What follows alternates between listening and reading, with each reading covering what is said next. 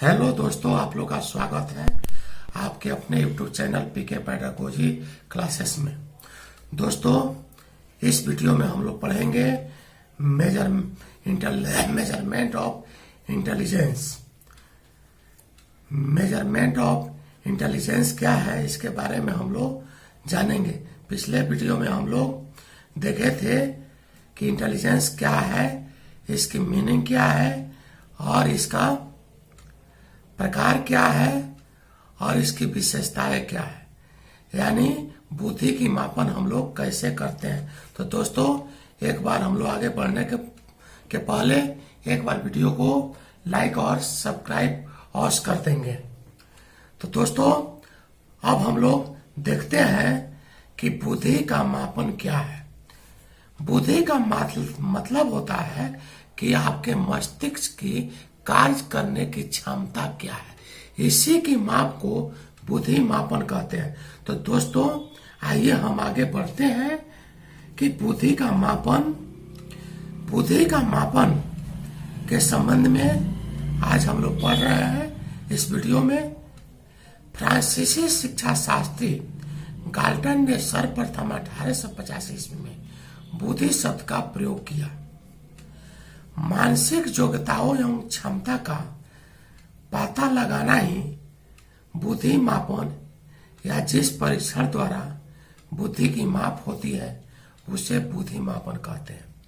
सबसे पहले गाल्टन ने यह सिद्ध किया कि बुद्धि का शरीर के विभिन्न अंगों की बनावट से कोई लेना देना नहीं है।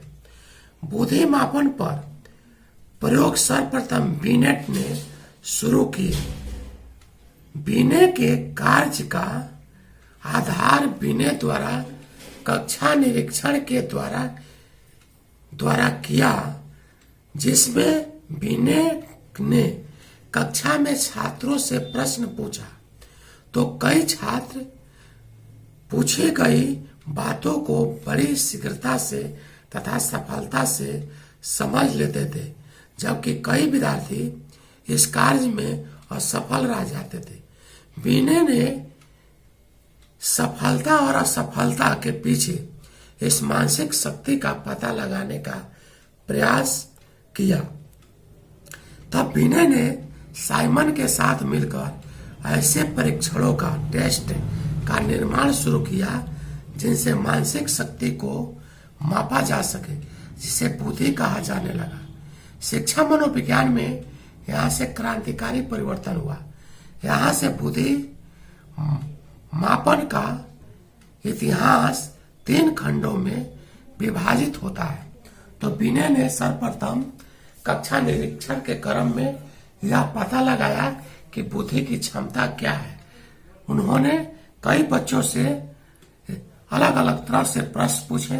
कुछ बच्चा शीघ्रता से उसका बारे में बता देता था और कुछ बच्चा असफल हो जाता था, वह नहीं बता पाता था।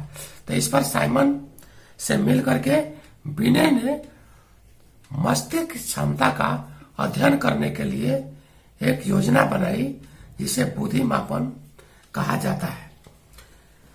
बिने के पूर्व का काल, यानी बिने के परीक्षण काल के पहले जो भी बुद्धि संबंधी कार्यक्रम हुआ, वह बिने के प्रारंभ के पूर्व का कार्यकाल कहा जाता है, जिसे प्रारंभिक कार्यकाल कहते हैं।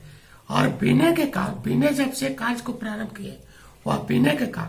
और बिने का कार्यक्रम जब अंत होता है तो उसको बोलते हैं आधुनिक काल, यानी उसके बाद अन्य वैज्ञानिक। तो अब देखते हैं बुद्धि मापन के इतिहास पर नजर डालने पर पता चलता है कि बुद्धि की प्रकृति और स्पष्ट हो सके तो इसके ऐतिहासिक काल को 3 भागों में बांटा जा सकता है। बिने के पूर्व यानी प्रारंभिक काल मतभेदों में चला जाता है। फिर भी पूर्व बिने काल में बुद्धि का मापन शरीर की रचना, आकृति, सिर की बनावट आदि से करने का प्रयास किया जाता था, लेकिन यह विधियां वैज्ञानिक नहीं थी। वास्तव में बुद्धि मापन का इतिहास फ्रांसिस गाल्टन के व्यक्तिगत भेदों के अध्ययन से पता चलता है। सबसे पहले गाल्टन ने यह सिद्ध किया कि बुद्धि का शरीर के विभिन्न अंगों के बनावट से कोई संबंध नहीं है। सन 1879 में वुडन ने लिप्जिंग नामक स्थान पर मनोविज्ञान की एक प्रयोगशाला स्थापित की तथा वहां व्यक्तिक भेदों का अध्ययन किया। उसके मृत्यु के पश्चात उसके शिष्य केटल ने उसके कार्य को बढ़ाया। केटल ने अपनी पुस्तक मेंटल एंड मेजरमेंट में अपने सिद्धांतों को प्रस्तुत किया। सन 1910 में उसके 10 मनोवैज्ञानिक परीक्षणों का विवरण माइंड नामक ब्रिटिश पत्रिका में प्रकाशित हुआ। विजलर ने केटल के आधार पर कल्पना, स्मृति तथा साहचर्य मापन के परीक्षण बनाए। साहचर्य का मतलब होता है यानी आपको लगा करके आपसे संबंधित उन्होंने प्रश्न किए। इस अवधि के परीक्षणों के बहुत दोष हैं जो निम्नलिखित है। इस अवधि के परीक्षणों के बहुत दोष हैं, जो भी परीक्षण किए गए उसमें दोष पाए गए जो निम्नलिखित है। इस युग में बने परीक्षण ज्ञानेंद्रियों की क्षमता का मापन ही करते थे। इन क्षमताओं को ही बुद्धि का संकेत तक माना जाता है। इस युग में प्रयोगशालाओं का वातावरण दूषित था। इन परीक्षणों के माध्यम से व्यक्ति के विशेष गुणों एवं योग्यताओं का मापन संभव नहीं। तो इस समय के पूर्व में जो प्रारंभिक काल में जो थे, उत्तम प्रयोगशाला नहीं थे, उत्तम वातावरण नहीं था, अच्छे ढंग से परीक्षा नहीं होता था, केवल ज्ञान इंद्रियों का ही परीक्षण हो पाता था। बीनेट पीरियड काल, बीने के पूर्व के बुद्धि परीक्षण प्रामाणिक नहीं थे, अतः बीने तथा उसके साथियों ने अनुभव तथा परीक्षणों के आधार पर यह निष्कर्ष निकाला कि बुद्धि तथा ज्ञानेंद्रियों में बहुत कम संबंध है। बीने ने बुद्धि को संगठित योग्यता माना। सन 1904 में पेरिस के विद्यार्थियों की असफलता पता लगाने के लिए समिति का गठन किया गया। इस समिति का उद्देश्य मंद बुद्धि छात्रों को छांट कर उनकी शिक्षा की विशेष व्यवस्था बनाए रखना था। बीने ने 1905 में 30 प्रश्नों का एक परीक्षण तैयार किया तथा परीक्षण के आधार पर छात्रों का वर्गीकरण किया। पहला पेपर पेंसिल परीक्षण था। बीने साइमन परीक्षण 1905 में 30 प्रश्न थे। 30 प्रश्न जो पूछे गए थे उसमें से कुछ प्रश्न इस प्रकार के थे।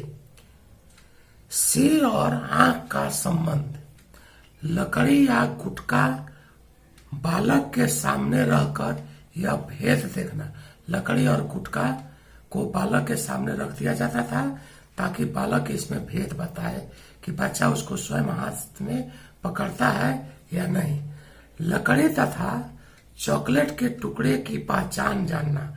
लकड़ी और चॉकलेट के टुकड़े बच्चों को दिया जाता था और उससे बच्चे पहचानते हैं कि लकड़ी है, चॉकलेट है। इससे उनकी मानसिक जांच होती थी। साधारण आदेशों का पालन तथा नकल, शरीर के अंगों का नाम जानना तथा साधारण वस्तुओं का नाम बताना। चित्र में वस्तुओं की ओर संकेत करना तथा नाम बताना। चित्र में वस्तु देख करके बच्चे बताते थे और संकेत से समझते थे, उनका नाम बताते थे। लंबाई की तुलना आदि। तो सर्वप्रथम इस संशोधन तो इस प्रकार से बीनेट ने मनोविज्ञान में, शिक्षा मनोविज्ञान में अमूलचूल परिवर्तन किए और यह उनका पहला। दूसरा बीने साइमन स्केल। बीने साइमन मिलकर के दोनों ने एक स्केल बनाया जो उसका पहला, बीने साइमन का पहला सुधार कहिए या उसमें परिवर्तन कहिए 1908 में हुआ। 1908 में बिने तथा साइमन ने कुछ नए परीक्षण जोड़कर एक स्केल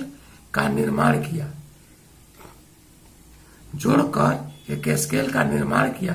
इस स्केल की विशेषताएं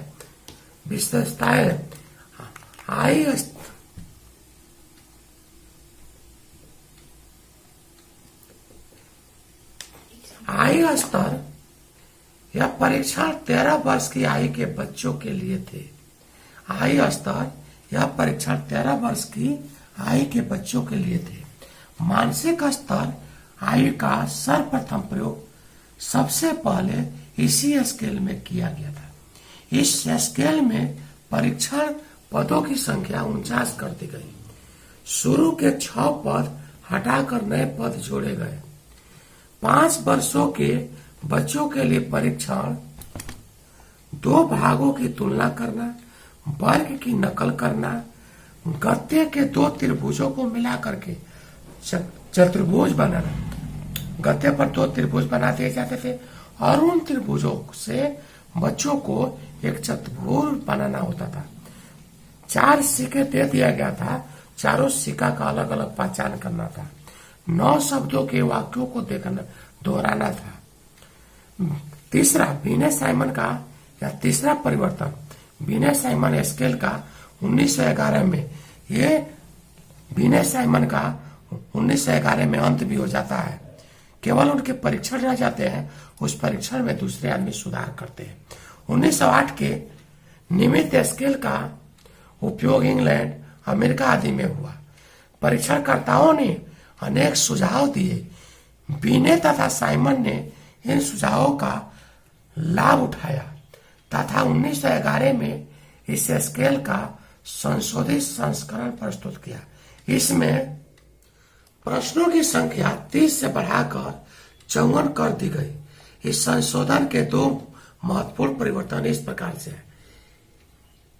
है। 1908 के स्केल के पदों में पुराने पद हटाकर नए पद जोड़े गए। 11 वर्ष के पदों को 11 वर्ष के आयु स्तर में रख दिया गया। 12 वर्ष के पदों के स्तर को 15 वर्ष के आयु स्तर में रखा गया। उदाहरण 6 वर्ष के आयु के स्तर प्रातः तथा दोपहर में अंतर कर सकता है। यह उम्मीद किया जाता था कि 6 वर्ष का बालक सुबह में और दोपहर में अंतर बता सकता है। परिचित वस्तुओं की परिभाषा उनके प्रयोग की दृष्टि से बता सकता है। हीरे के चित्र का अनुकरण कर सकता है। 13 वस्तुओं को गिन सकता है। एक साथ 13 वस्तुओं को वह गिन सकता है। सुंदर और सुंदर चेहरों का अंतर बता सकता है। सुंदर अच्छा चीजों को अलग बता सकता है। 1916 में स्टैनफोर्ड बिने परीक्षा और 11 में बिने का कार्यकाल समाप्त हो जाता है और वहां से स्टैनफोर्ड, यानी यह अमेरिका में है, स्टैनफोर्ड में टर्मन ने यह बुद्धि परीक्षण मिल करके किया। बुद्धि परीक्षण, इसका नाम पड़ा स्टैनफोर्ड बिने बुद्धि परीक्षण। बिनेट स्केल का परिवर्तन एवं एम.एल. टर्मन ने 1916 में किया। यानी बिने का जो वह परीक्षण था अब बिने का नहीं रह करके स्टैनफोर्ड जगह है, जो अमेरिका में स्टैनफोर्ड स्थान पर स्टैनफोर्ड विश्वविद्यालय में टर्मन एक प्रोफेसर थे। टर्मन की अध्यक्षता वाली कमेटी में इस परीक्षण में संशोधन किया गया और प्रश्नों की संख्या 90 कर दी गई। इसमें निम्नलिखित मुख्य परिवर्तन थे। 3 वर्ष से लेकर के उत्तम प्रौढ़ की वृद्धि के मापने के पद जोड़े गए। परीक्षण में प्रत्येक पद का महत्व उसे 10 वर्ष की अवस्था के लिए प्रत्येक वर्ष के लिए 2 मास का द्योतक माना जाता है। यानी साल में 2 वर्ष जो होता था उसके लिए 2 मास, यानी 10 वर्ष हुआ तो 20 मास का द्योतक माना जाता था। इसमें सबसे पहले बुधिलब्धि शब्द को जोड़ा गया था। बुधिलब्धि शब्द का सर्वप्रथम 1912 ईस्वी में जर्मनी के मनोवैज्ञानिक विलियम वेल्थमैन ने पता किया था। इस परीक्षण में 5 से 14 वर्ष के 3184 बालकों पर प्रमाणीकृत किया गया। दोस्तों, स्टैनफोर्ड बिने का संशोधन 1937 में अगला संशोधन हुआ। इस संशोधन में टर्मन तथा मेरिल ने 1937 में इस परीक्षण में पुनः संशोधन किया। इस परीक्षण को दो भागों में एल और एम में बांटा गया। इस परीक्षण को 2 भाग एल और एम में बांटा गया। सामाजिक अध्ययन के अध्यापक को समसामयिक घटनाओं से पूरी तरह से परिचित रहना आवश्यक है। सामाजिक अध्ययन इसका उद्देश्य था कि समाजशास्त्र के अध्यापक को समसामयिक घटनाओं से परिचित होना अति आवश्यक है। सामाजिक जीवन पर धार्मिक, राजनीतिक, आर्थिक परिवर्तनों का प्रभाव पड़ता है। सामाजिक अध्ययन के अध्यापक को इन सब का पता होना चाहिए, नहीं तो अध्यापक कक्षा के विद्यार्थियों को संतुष्ट नहीं कर सकेगा। यदि गणित का अध्यापक भारत रूस सुरक्षा संबंधी या शिमला समझौता आदि को समझाना आवश्यक नहीं है, गणित का अध्यापक के लिए यह आवश्यक नहीं है, लेकिन एक समाजशास्त्र के अध्यापक को यह आवश्यक हो जाता है। सामाजिक अध्ययन की जरूरी पड़ती है, तभी कक्षा में बच्चे उनसे संतुष्ट हो पाएंगे। परंतु सामाजिक ज्ञान के अध्यापक के लिए उनसे संबंधित समस्याओं को समझना और समझाना बहुत आवश्यक है। यह परीक्षण अशाब्दिक है। इसके प्रौढ़ों की बुद्धि मापन संबंधी पद भी शामिल किए गए। इस परीक्षण का 1960 में पुनः संशोधन किया गया। इसमें बुधिलब्धि विसर्जन डिविएट का प्रयोग किया गया।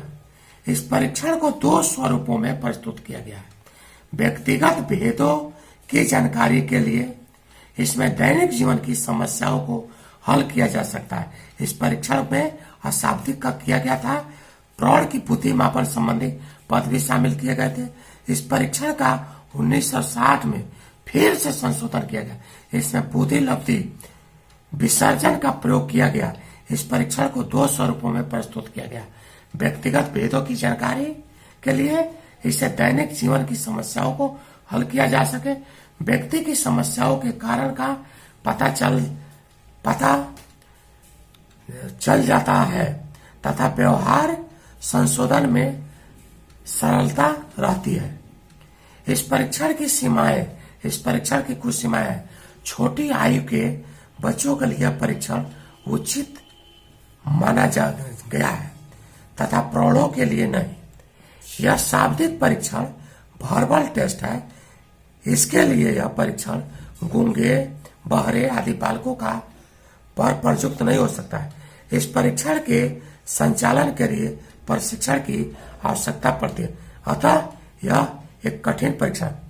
तो दोस्तों, एक बार पुनः याद दिलाता हूं कि वीडियो को पूरा देखेंगे, चूंकि आपके पूरे सिलेबस से संबंधित है।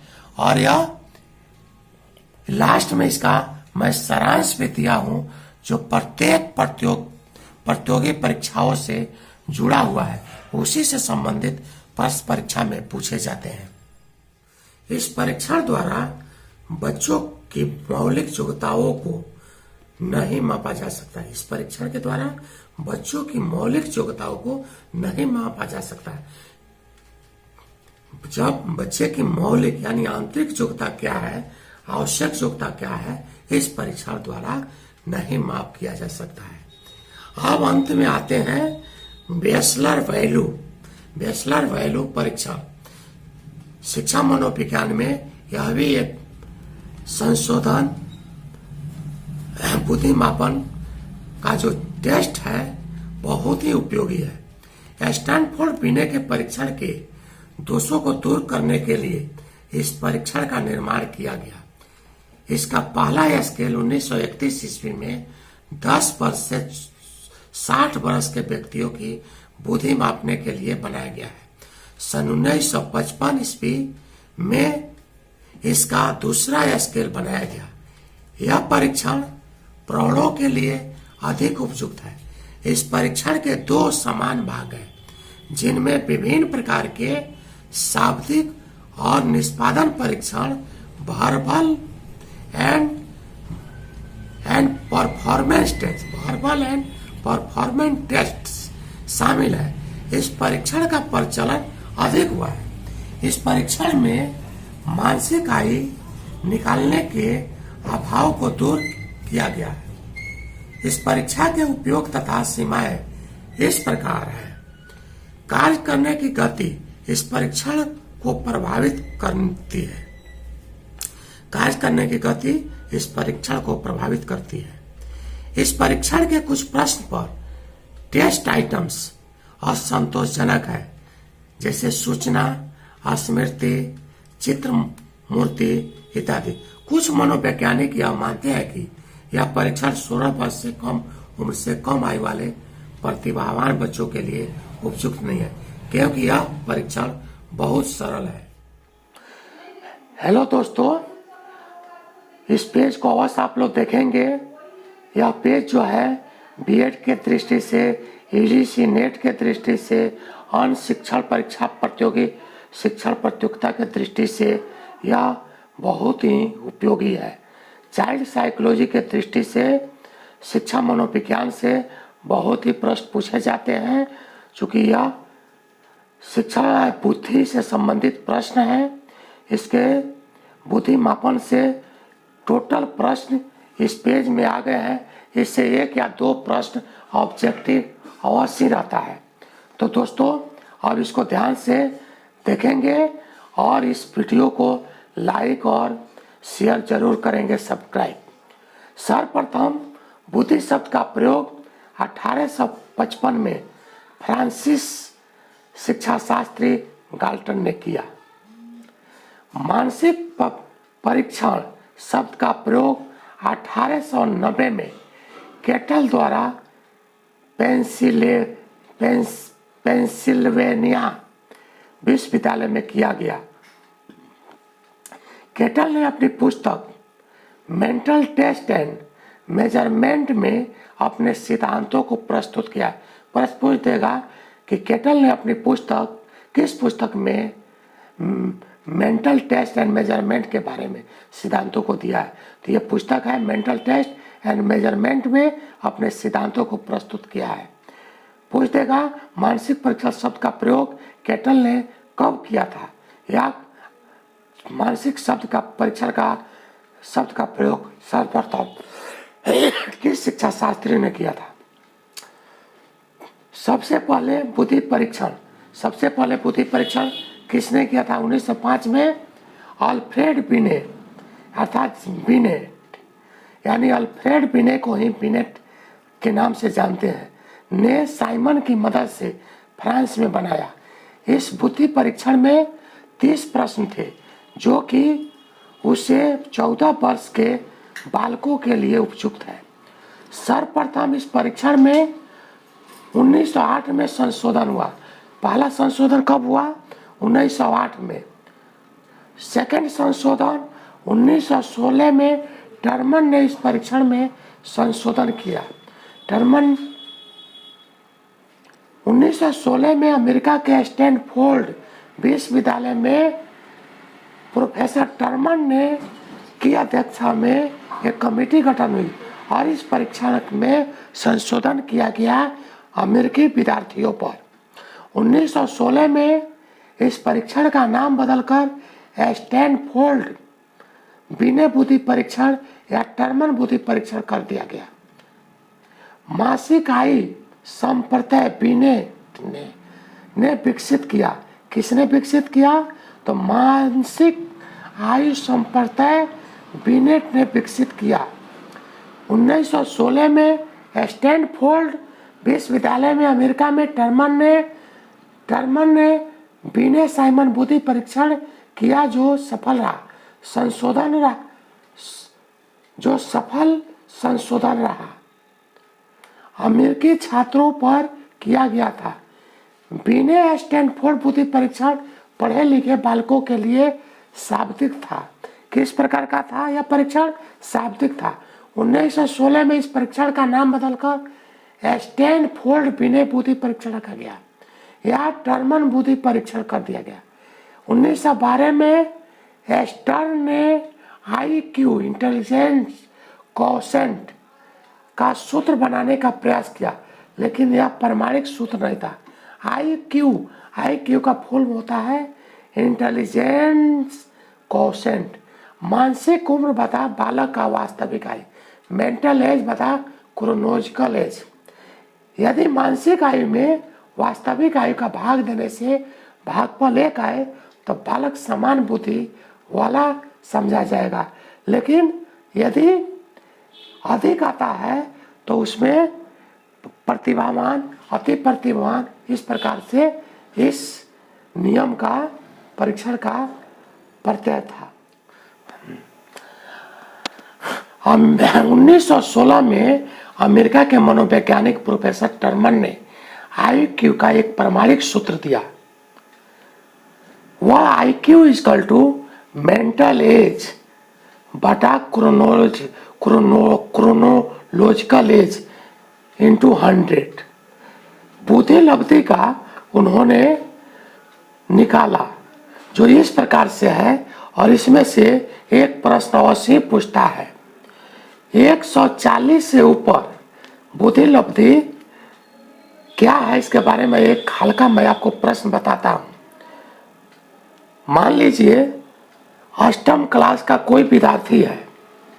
8वीं क्लास के पढ़ने के उम्र सीमा उसका जो है 15 बरस है, लेकिन 14 बरस का बालक उसको 15 तो 14 बाटा और उसकी वास्तविक आयु 15 और ऊपर से गुना करेंगे 100।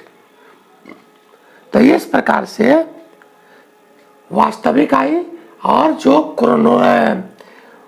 उसका मेंटल एज जो है तो और 100 से तो उसकी बुद्धि लब्धि पता चल जाएगा।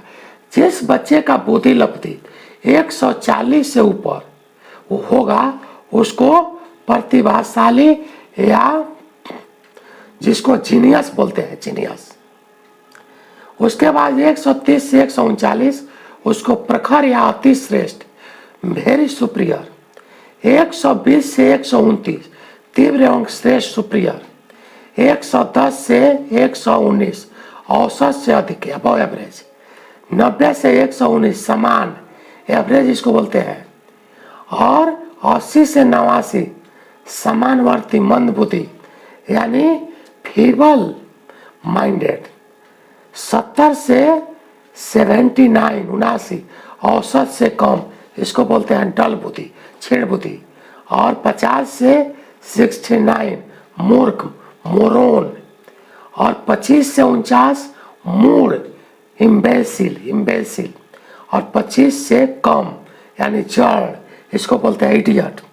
तो भारत में पहले बुद्धि परीक्षण 1922 में हुआ। भारत में पहला बुद्धि परीक्षण कब हुआ है? 1962 में। कब हुआ था? 1922 में FG कॉलेज लाहौर में डॉक्टर CH राइस के द्वारा बनाया गया। इस परीक्षण में कुल 35 प्रश्न थे। यह प्रश्न से 15 वर्ष तक के बच्चों के लिए उपयुक्त है। यह परीक्षण शाब्दिक एवं व्यक्तिगत था। यह परीक्षण शाब्दिक एवं व्यक्तिगत था। इस परीक्षण का नाम बिने परफॉर्मेंस फाउंड स्केल था। इस परीक्षण का नाम बिने परफॉर्मेंस फाउंड स्केल था। तुम बुद्धि लब्धि, IQ, इंटेलिजेंट क्वोशेंट इस कहते हैं। इसे हम बुद्धि लब्धि, इंटेलिजेंस, इस शब्द का प्रयोग सर्वप्रथम प्रयोग जर्मनी के मनोवैज्ञानिक विल्हेल्म स्टेन ने किया था। किसने किया था? जर्मनी के मनोवैज्ञानिक बिल हेल्सस्टेन। इसने सर्वप्रथम बुद्धिलब्धि शब्द का प्रयोग किया था। यही जाकर के इसी प्रयोग का टर्मन ने बुद्धिलब्धि का सूत्र स्थापित किया, जो श्रेष्ठ सूत्र हुआ। बेसलर बुद्धि परीक्षण। बेसलर एक अमेरिकी मनोचिकित्सक थे और भेलेबू चिकित्सालय जो कि अमेरिका में है, और उसी में ये मनोचिकित्सक थे। बेसलर वैल्यू मापनी, इसको बोलते हैं बेसलर वैल्यू मापनी। इसको WAIS, वेसलर एस एडल्ट, AI से इंटेलिजेंस, IS से सर्वाइव परीक्षण होता है। तो 1949 में बेसलर वैल्यू बुद्धि परीक्षण अमेरिका में लाया गया, तो यह बेस के लिए था। दूसरा WCIS, Wechsler child intelligence test, यानी परीक्षण। इसमें यह एक और आर्मी बीटा परीक्षण, शाब्दिक परीक्षण। यह कैसा था? शाब्दिक परीक्षण था। इसका आधार था पढ़े लिखे लोगों के लिए। यह पढ़े लिखे लोगों का किया जाता था। अमेरिका में प्रथम विश्व युद्ध के समय इसका आर्मी बीटा परीक्षण किया गया था। आर्मी बीटा परीक्षण और शाब्दिक बुद्धि परीक्षण भी पढ़े लिखे और अनपढ़ दोनों के लिए किया गया था। आर्मी बीटा एक किया गया था केवल पढ़े लिखे लोग के लिए, दूसरा पढ़े और अनपढ़ दोनों के। यह परीक्षण अमेरिका में हुआ था और इसमें मानसिक आयु वह स्तर या बिंदु है तथा उस स्तर के किसी बच्चे का बौद्धिक विकास पहुंच जाता है, उस स्तर का उसी आयु पर के बच्चों के साथ विभेदीकरण किया जाता है। यानी मानसिक आयु स्तर, यानी जिस उम्र के बच्चे हैं उसी समान उम्र के एक साथ कई बच्चों का, जब मान लीजिए 10 वर्ष के है तो 10 वर्ष के बच्चों को एक साथ में 20-25 बच्चों का जब हम परीक्षण करते हैं तो उनके मानसिक विकास का पता चलता है कि किसका प्रतिभावान है। और यह परीक्षण करने के बाद पता चला कि 0.3% ही अति प्रतिभावान बच्चे हैं और 0.5% ही मंद बुद्धि के बच्चे होते हैं। बाकी जनरल समान बच्चे होते हैं या उससे थोड़ा ऊपर या थोड़ा नीचे। उसका भी एक डाटा मैं आप लोग को आगे के वीडियो में दूंगा। विनय हिंदुस्तानी परफॉर्मेंस। विनय हिंदुस्तानी परफॉर्मेंस क्या है? विनय हिंदुस्तानी परफॉर्मेंस पॉइंट स्केल है। यह भी एक स्केल है। लाहौर विश्वविद्यालय में 1912 में यह किया गया था। शाब्दिक बुद्धि परीक्षण भारत में निर्मित पहला बुद्धि परीक्षण था।